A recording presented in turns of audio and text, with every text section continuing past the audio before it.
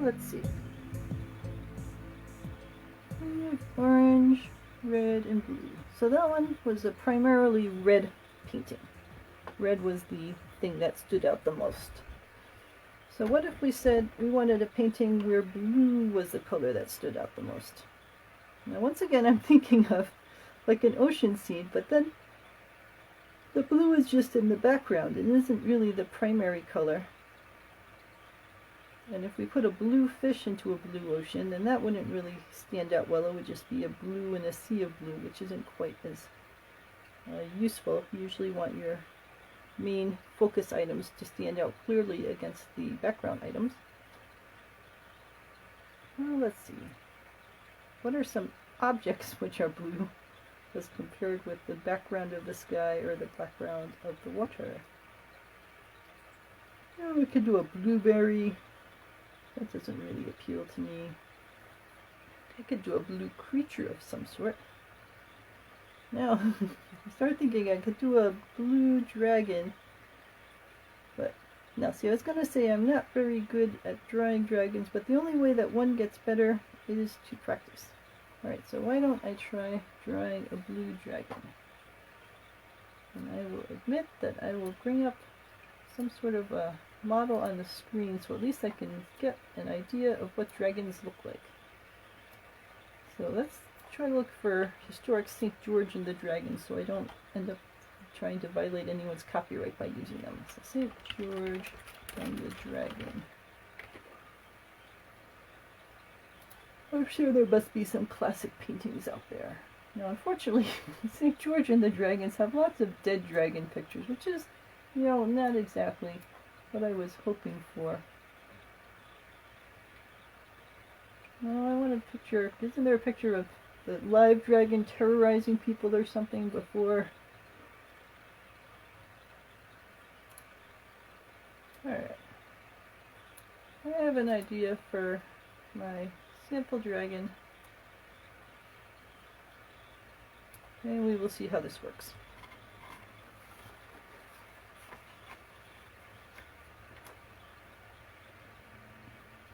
Let's see where my pencil sharpener is, so I'm just going to have to go with what I have. This one looks a little sharper.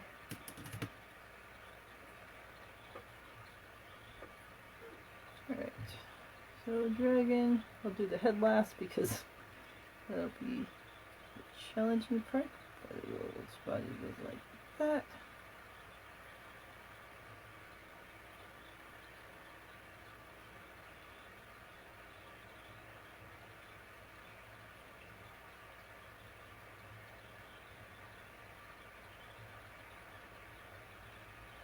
Oops. Always have an eraser around when you are drawing your designs because it can come in useful. Alright, dragon shape. Dragon has 4 claws.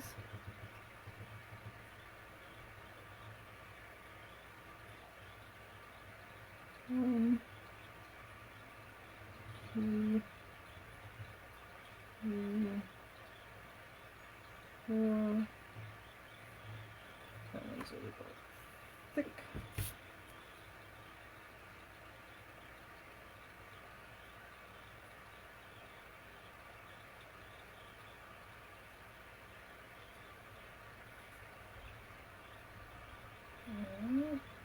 Leg number 2.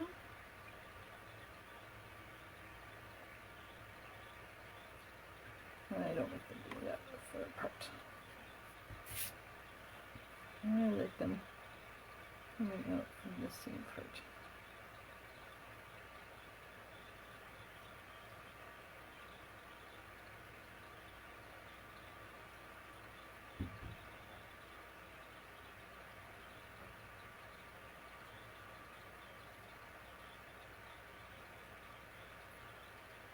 Alright, and up here, we'll have a pair of them up on the shoulder area.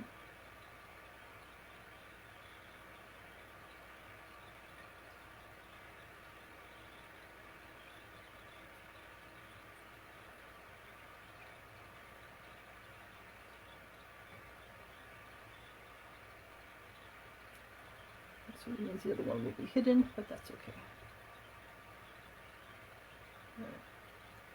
Head, snout.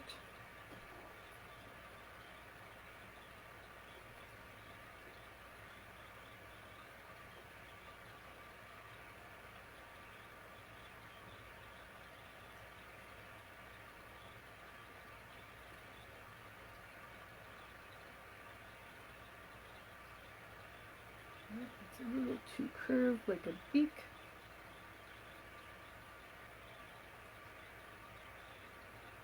I can fix that.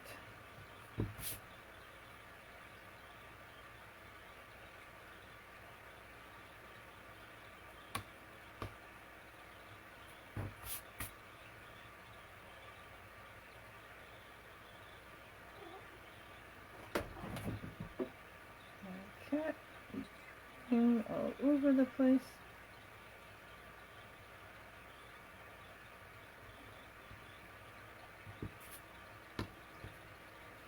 And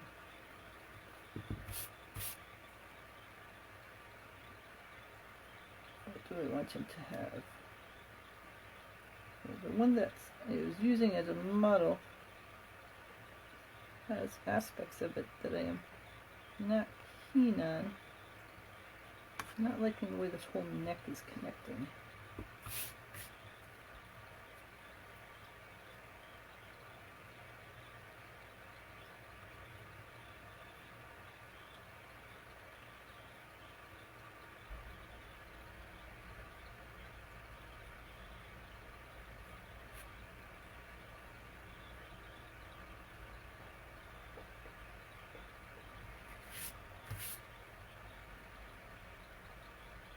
Alright, what is wrong with the neck?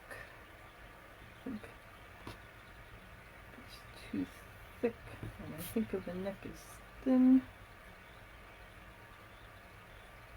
So maybe more like that is a little better.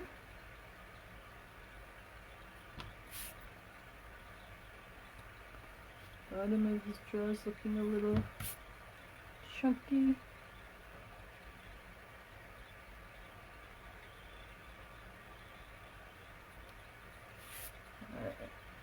Looking a little better.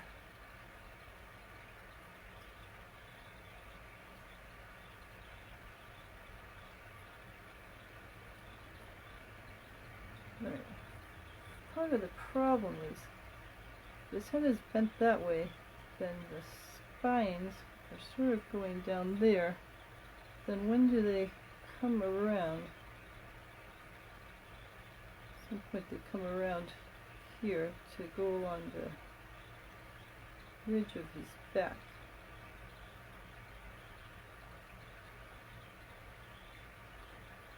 Speaking of 10-hour projects, this is something where if I did him the way I would want to do him with scales, it would take me, right, but see then, if this is his back, then these have to start coming out here, because this is the middle of his spine to come between his legs. So all of this twisting gets a little challenging.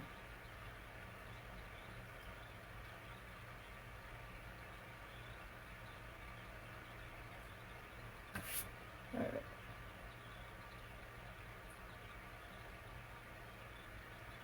But yeah, you could sit there and do scales on him for 4 hours straight to get all the scales to be working properly.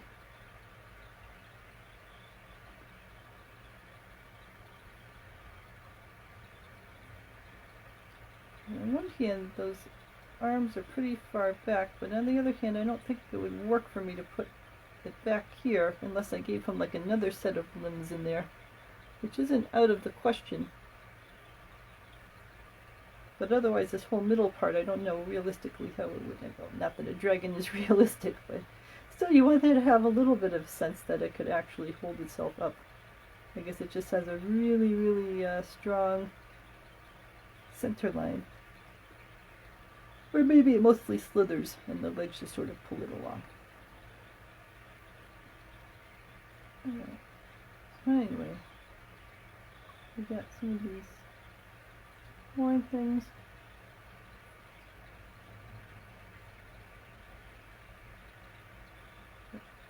Alright, well that'll do for our purposes. We're not trying to make the world's best dragon here. We are doing a creativity challenge to use these colors that we've got. Alright, so now that I've got a basic shape and pencil, I'm going to use my pen to create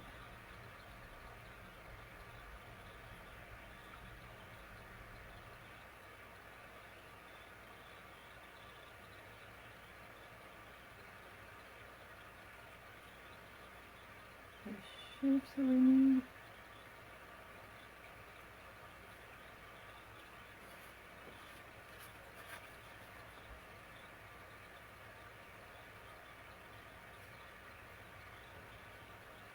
I think this bulge is a little too much, so I'm going to pull in the bulge a little.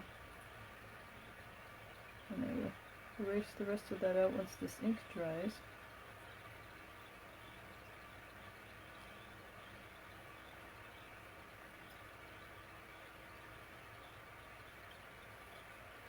I would generally recommend getting all your trials done in pencil.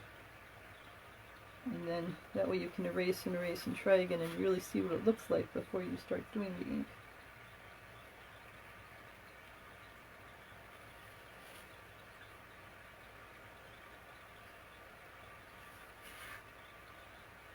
Also be careful with your hands brushing on where you've just recently inked, because as much as you might think that ink dries quickly, it does not dry instantly, and if you brush over wet ink you're going to create a large black smear, which is probably not what you had intended for your item. And when you're doing ink with watercolors, make sure that it's a water resistant ink, so that when you do all of your watercoloring on top of this, you do not end up with the water smearing all of the ink that you've laid down.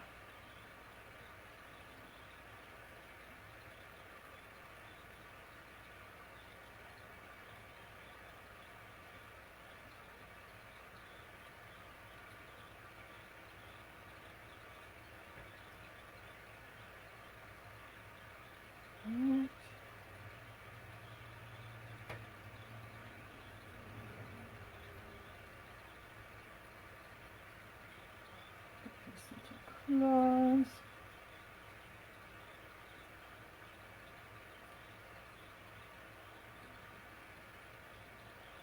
And then the head.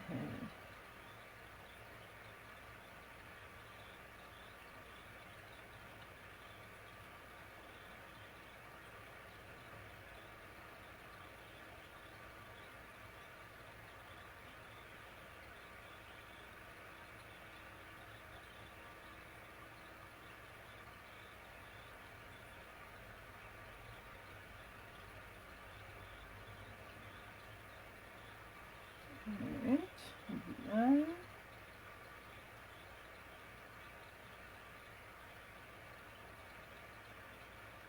The little scales.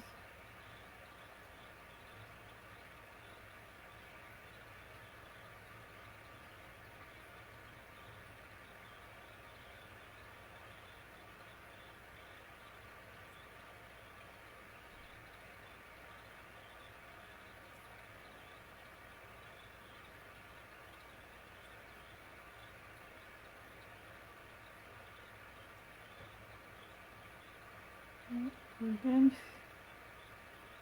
spend some time drawing all these scales. But these are just the spine scales. If I had to actually draw all the little scales all the way down his body, it would look really cool, but it would take many hours of effort. Oh look, here's the cat. Did you just step in the wet watercolor, sweetie? You're a very good kitty. Good, Katie.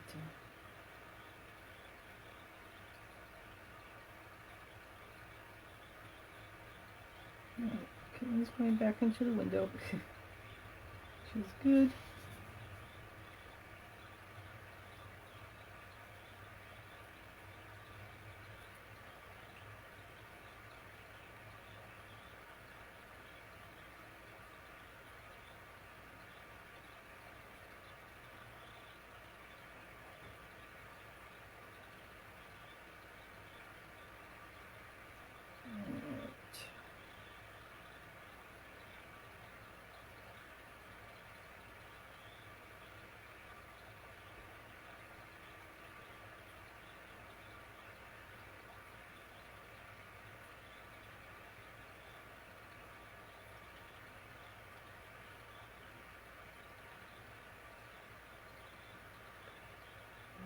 Good. Tail bits.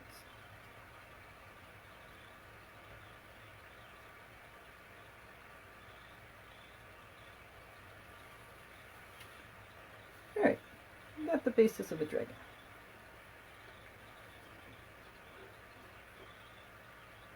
So I'm going to do a blue dragon, because the whole purpose of this is to have blue, to be able to do something that featured blue, since the previous one featured red. I want to give this a second to dry, so I can erase out some of the more non-matching pencil lines, so they don't distract from the directions we ended up going with.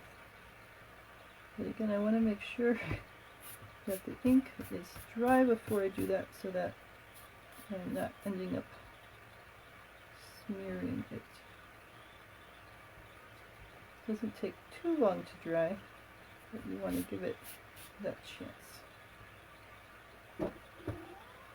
I know, sweetie.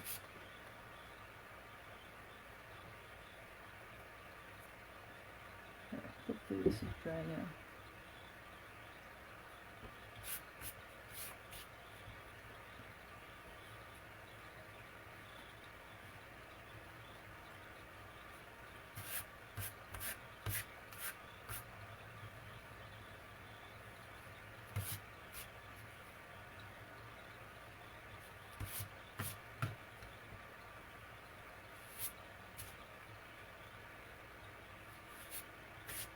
This is the one I just did, so it's the most at risk. Right.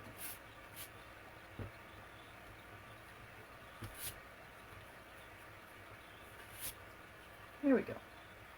Alright, so let's start with blue. I'm going to make the dragon himself blue. Now actually, Scott Nelson says to do the background first, but the question is, what am I doing for the background? If I've got blue, then I want the background to be an opposite color from blue. I guess we could do an orange background. Orange is a little odd for a background, but if I do it light, then I should be able to create a contrast color. Oftentimes I will just put the item on white paper and not paint the background in at all. But let's give this a try and give it an orange background. Now the downside of that is then we won't be able to use orange for the spine scales, because if we did, then it would just be orange against orange and it really wouldn't stand out very well.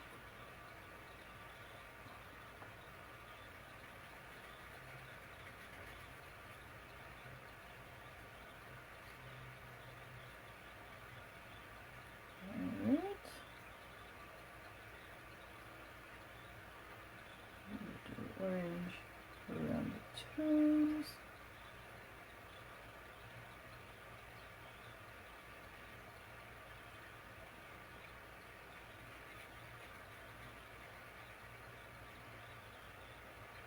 So you'll notice the paper curls a little. That's because I, in general, don't pre-wet or pre-stretch my paper. I like to do a lot of sketching and quick work. And when you do that, you're just working at the moment, And whatever happens, happens. And I like that kind of loose, free feeling about it. So if it bends a little, then that's fine. You can always flatten it out afterwards. So it's not like the bend is permanent.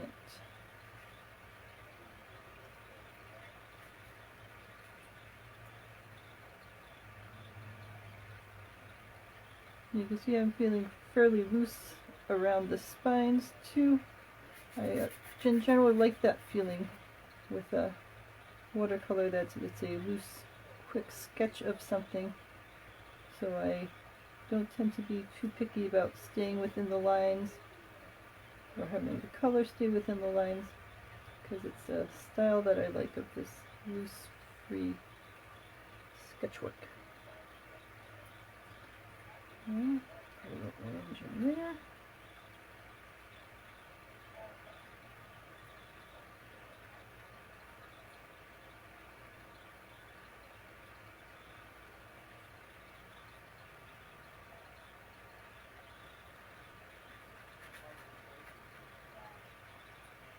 Alright. Oh, I've got water down there yet. That can be easily remedied. Just add in some water.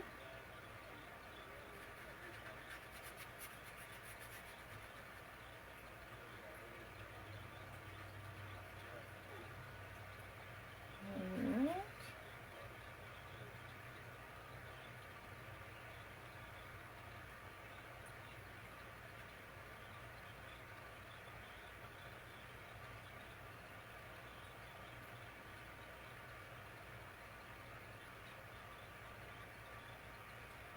There we go.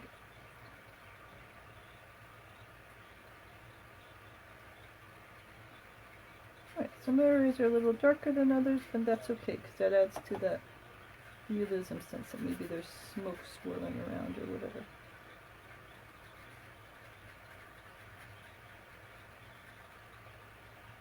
So I'm perfectly fine with some areas being a little darker, some areas being a little lighter. Now white tends to stand out and grab the eye, so I don't want any white spots that are just in random places that you don't want the eye to be drawn to. So it's a good idea to handle any white edge area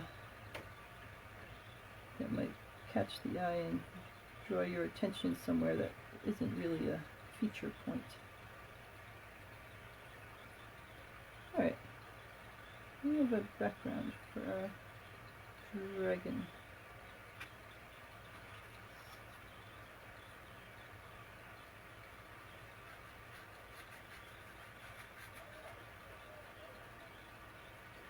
Alright, next stage. The main part of the dragon is blue.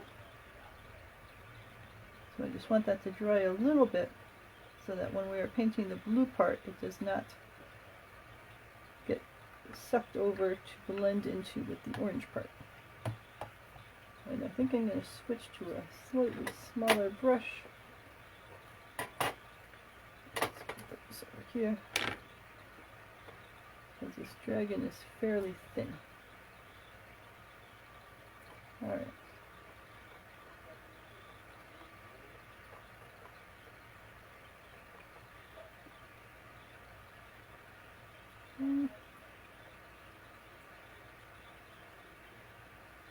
The spines are going to have to be red. Oopsie, look. So we got a little off into the blue, or off into the orange in the bottom there. Alright, we'll deal with that in a second.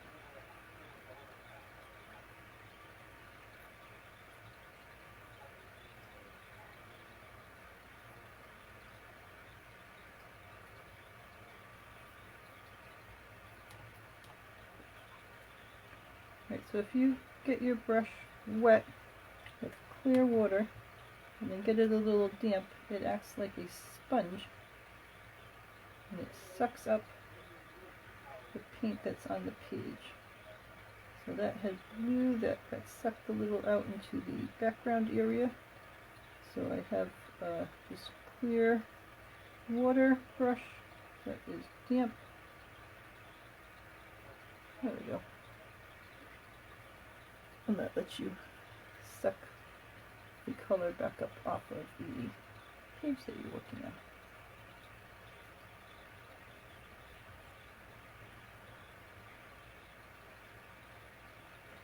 Alright, I'm leaving the spine area unpainted because I'm going to want to paint in a red spine after I get the blue body in. And I want that red spine to be against the white paper, because if I put down blue and then put red on top of it, watercolor paints in general, you can see through each layer to the bottom layer, and it would end up looking like a purple, which is not my intention here for this dragon.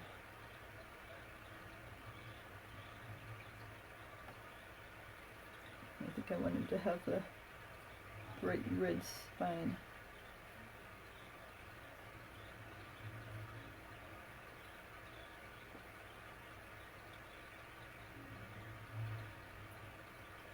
This will be a situation where I'll need to do a couple layers to get all the shadows and such in that I want to use. So this is just a first layer, putting in the basics of the blue.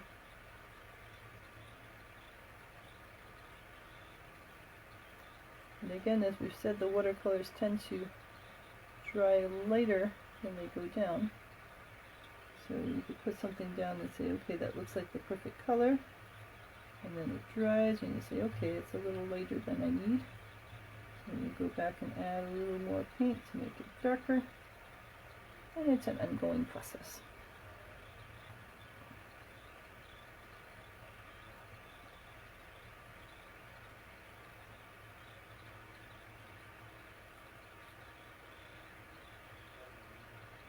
Alright, so really rotate it around by this point.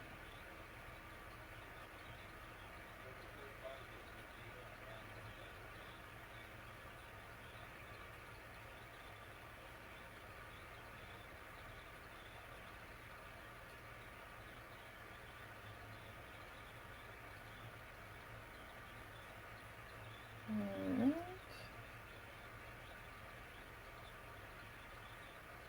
Put your arm in there.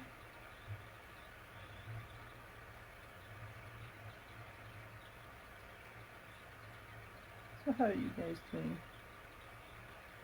Hope you are doing well. Relaxing. Having fun.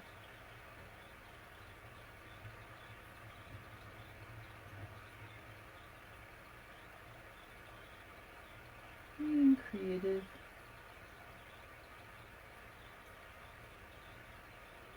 It's good to share your vision of the world with other people. We are each unique. We each have our own way of seeing the world.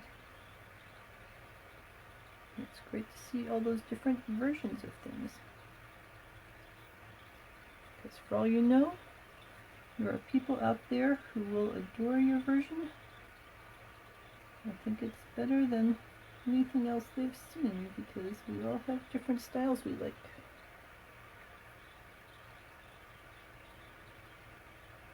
You might think of your style as not as good as someone else's, but the other person has a different style from you. And it could be that your style is absolutely perfect for many people. Alright, I think I'm going to make their ear things red as well. So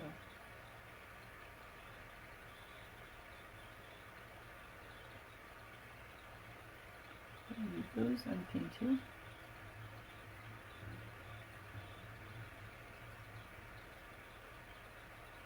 It looks like inside his mouth ended up not getting any orange, so it's looking a little white right now, but I don't want to touch that right now because the blue is wet and it will make a blue-orange mix. So let's take care of his legs.